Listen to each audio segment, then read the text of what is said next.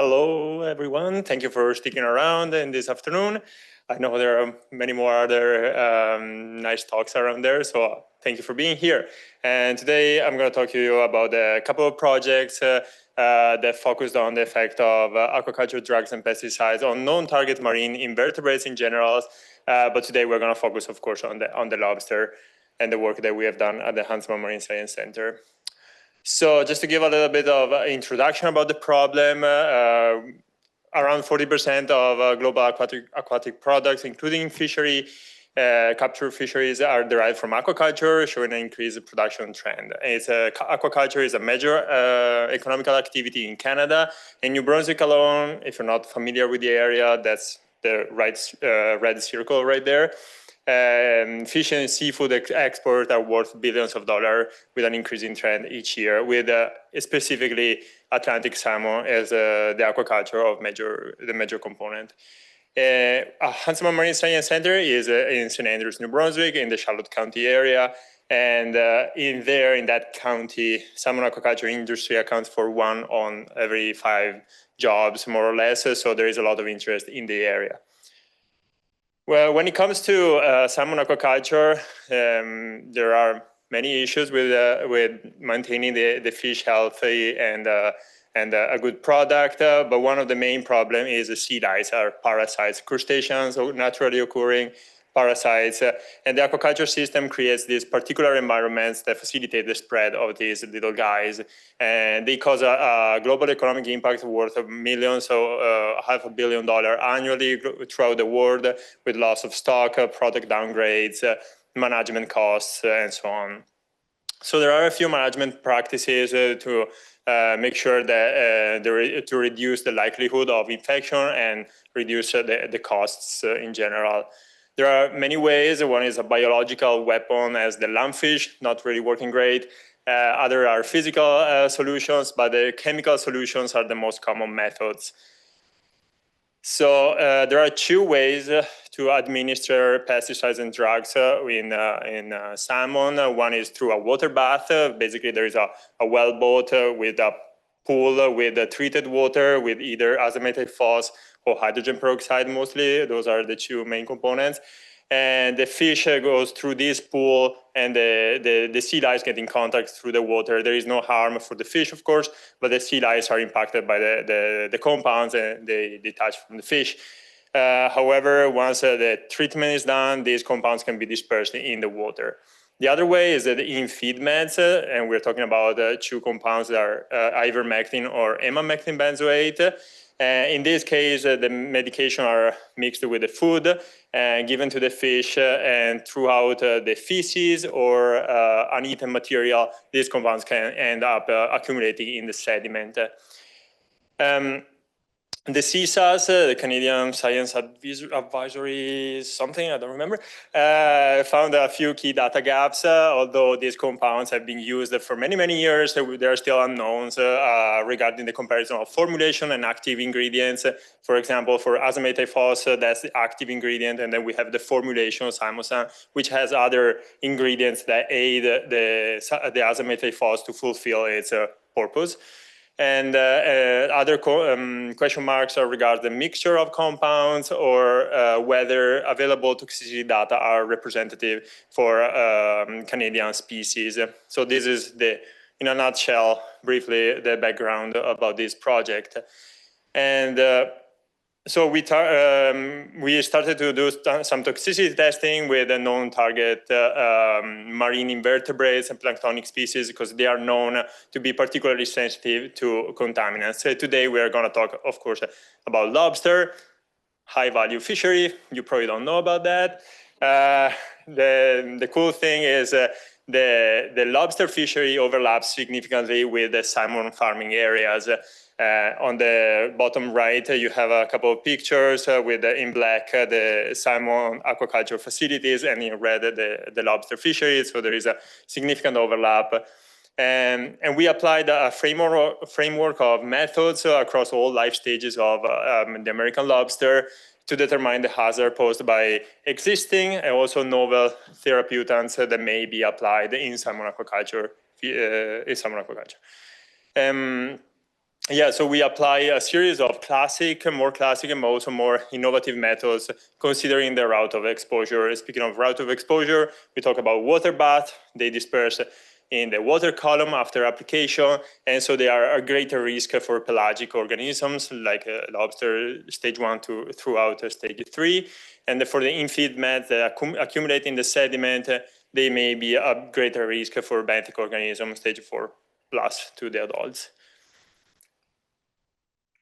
Okay, so at the Huntsman, we bring in ovigerous females at the beginning of the season, like in June, with a permit from DFO, and we keep them in a communal housing tank at low temperature to slow down the development of the clutch, so we can stagger a little bit more when decide a little bit, control a little bit when to do the experiments with the different stages that we need. So we do weekly checks of the clutch, and once they are close to release, we put them in ponding tanks, and once they hatch to stage 1, we put them in a communal truncoconical tanks, so dividing them at different densities until they reach stage 2 and stage 3. Or we use them right away for toxicity testing at stage 1, exposing them to water bath pesticides or other compounds, oil, products, and so on. So on the left, that video there, you probably don't see anything, but trust me, there is a little larvae that is normal, it's swimming around. On the right, there is another little larvae, a stage 1, that has been either immobilized or dead. Immobilized meaning that it's standing there, twitching a little bit. So it has been affected by the compound. Going on, after they reach the stage 4, we put them in individual condos. We call them little condos. They have their own little house, and we feed them daily, weekly, I guess, I don't remember. And we use them, we could use them either for sediment-bound exposure with sediment amended with compounds, or we feed them with pellet, which was medicated with a drug or of interest in that moment. We can do some toxicity tests with adults as well, either with ovigerous females. For example, recently we've done a test exposing ovigerous females with sediment spiked with amamectin benzoate. I'm going to talk about that a little bit later. Or we do also with non-ovigerous non-ovigerous adults. We do a force feeding exposure, so we try to gavage them and see the effect using a similar endpoints as you were presenting earlier, like if they have impairment in their movements and so on, and we keep them until they are ready to molt or they die and so on. So there are different endpoints, and all the endpoints that we measure, I don't know how familiar you are with toxicity testing. So in toxicology, we talk always about hazard values. So it's a way to quantify the hazard or potency of a substance or organisms, standard metrics using ecotoxicology. And we use sublethal and lethal endpoints. Either you will hear me talking about EC50 or LC50, either effective concentration for sublethal effects or LC50, lethal concentration for 50% of the population. Both values are expressed as concentration, and they are fundamental for comparing the relative sensitivity of different species. Today we're going to talk also only about lobsters, but they're useful anyway to predict non-effective concentrations and support regulatory risk assessment and environmental quality guidelines. So for larva stage, we expose them to water bath treatments, azamethylphos and its formulation Symposium, and hydrogen peroxide, testing 3 different formulations. Yeah, I remember writing something different to the slide, but maybe I'm mistaken. Anyway, so we focus on, in this case, since these compounds have a short half-life and they dilute fairly quickly. As you can see, the displacement is up to 2.3 kilometers after application within a couple of hours. So you can imagine they spread quite quickly and dilute quite quickly. So we We focused on acute test with 24, 48 hours of exposure. We exposed them in synth vials, 25 ml synth vials with 20 ml of test solution. And we exposed them to azamethylphos and simanoxan on a bunch of different concentrations to target that LC50 or EC50, determine those values, assessing immobility and mortality after 1, 3, 24, and 48 hours. And for hydrogen peroxide, the same thing with 3 different formulations of hydrogen peroxide. Because different formulation of hydrogen peroxide can have a different percentage of other components, so they could be affecting the animals in different ways or different concentrations of the active ingredients. For azamethylphos and simanoxan, we started to see effect visible after 24 hours of exposure, nothing up to 3 hours, even a very high concentration, not really environmentally relevant. And we had similar AEC and LC50 between the formulation and the azamethylphos alone, with the curves overlapping fairly well. And similar for hydrogen peroxide, in this case, we started to have a visible effect after 3 hours of exposure, fairly high concentration, not really environmentally irrelevant. And also in this case, there were no difference between the 3 formulation at 3 and 24 hours of exposure. So we can say that the environmental quality standards and the way these pesticides are used are protective for these species. For the benthic stage, we tested the effect of ivermectin, ivomec, emamectin, and slice, which are the formulation with the respective active ingredients, exposing them to sediment amended with these compounds through chronic exposure with 28 days with daily assessment of immobilization, mortality, molting ability, and also behavior with these little chambers. So you put the lobster there and then you release them and you follow them with a camera and track the movement inside the little chamber. And in this case, emamectin and ivermectin LC50 values are various order of magnitude higher than the highest value measured in the environment. And for the behavioral assay, we focused on more environmentally relevant concentration, and there was no effect. But there was something cool in this case when we looked at active versus active ingredient versus formulation. For ivermectin and ivomec, there was a fairly awesome overlap between the 2 compounds. But for the emamectin benzoate and slice, in this case, and the formulation was way more toxic than the active ingredient itself. So there was something in the formulation that was aiding the toxicity, which is fairly awesome from a toxicology point of view. Sorry. For the adults, we couldn't do all the compounds because they are adults. It's kind of tricky to keep them. You can't keep them in a small vial. So we focused on emamectin benzoate, again, accumulating in the sediment, blah, blah, blah. Okay.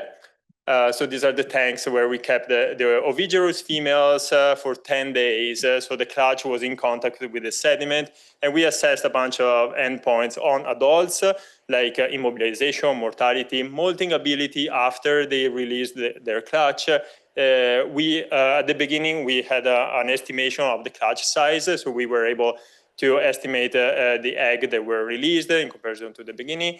The hatch interval, the time to molt for them, the meat quality through the Brix index, with the babies from the exposed ovigerous, we assessed the size of at the stage 1, if they were able to molt to stage 2, the size at stage 2, and a bunch of lots and lots and lots of data. All for kind of nothing, because there was no effect across the board. And it's kind of surprising we were able to publish this. So this is kind of cool. So publish your negative results, y'all.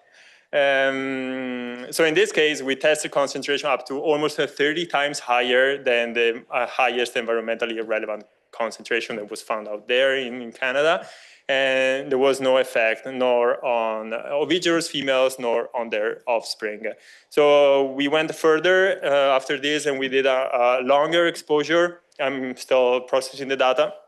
And in that case, so with a longer exposure, we start to see an effect on the babies. All of this to say that lobster are a clawsome model species.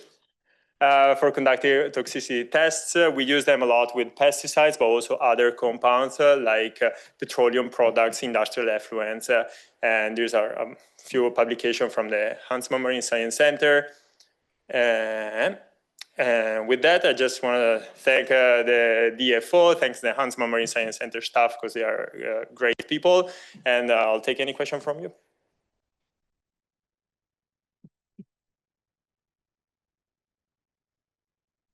Any questions? Oh, I see. Sorry.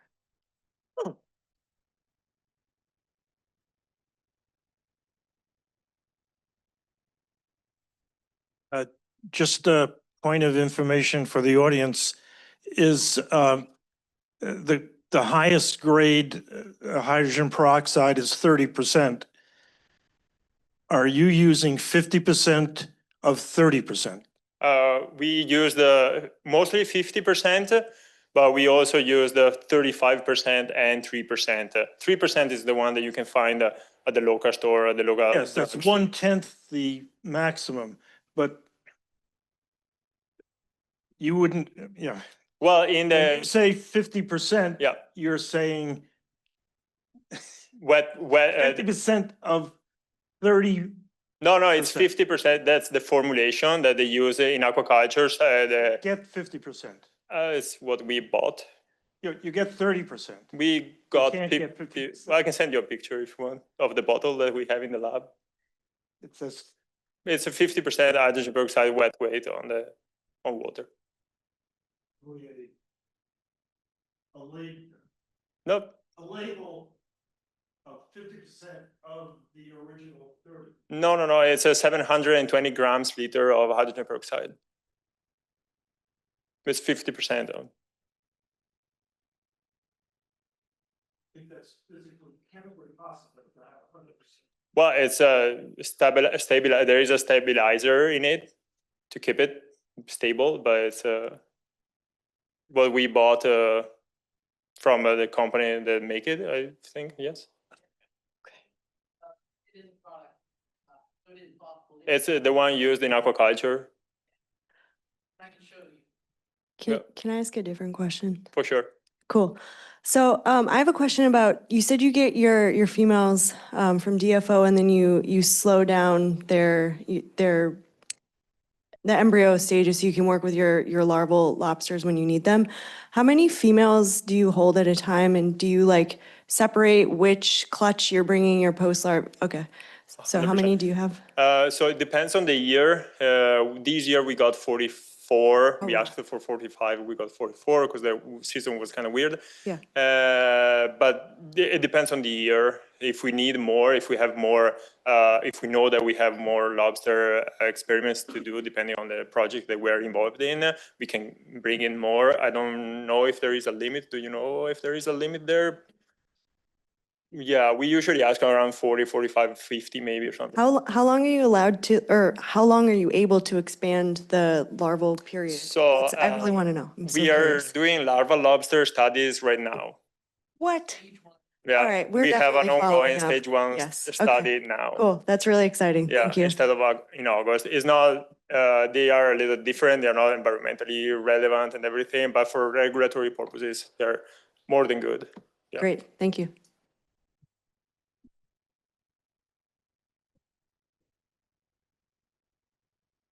So it looks like the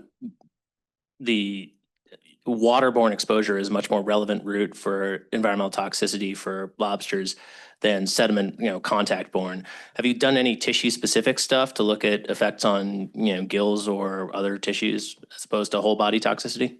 No, usually we do a whole body toxicity because it's just easier. But we did some collaboration with people that were looking at heart rate, for example, changes in the heart rate, oxygen consumption too. We do that. Mostly it's a whole body, like if they're immobilized or dead. But yeah, or oxygen consumption, we did a little bit of that. Yeah, sure. A little physiology.